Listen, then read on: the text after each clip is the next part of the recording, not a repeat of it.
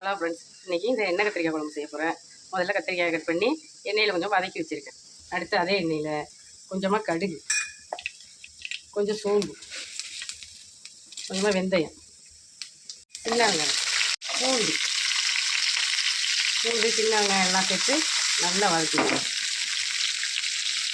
வெங்காயம் பூண்டு நல்லா வதங்கின பிறகு அரைச்சி வச்சுருக்க தக்காளி பேஸ்ட், தக்காளி வதங்கின பிறகு மிளகாத்தூள் 1.5 ஸ்பூனு, மல்லித்தூள் 1.5 ஸ்பூனு, மஞ்சள்தூள், பெருங்காயத்தூள், கரைச்சி வச்சுருக்க புளித்தண்ணி,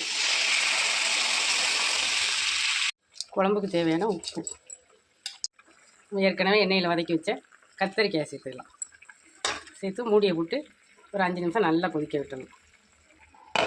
லாஸ்ட்டாக கொஞ்சமாக வெல்லம் சேர்த்துக்கலாம். நல்லா ரெடி ஆகிடுச்சு ஒரு அருமையான எண்ணெய் கத்திரிக்காய் குழம்பு. இது போல் நீங்களும் உங்கள் வீட்டில் ஒரு முறை ட்ரை பண்ணி பாருங்கள். ரொம்பவே சூப்பராக இருக்கும். நெக்ஸ்ட் வீடியோவில் பார்க்கலாம். பாய்.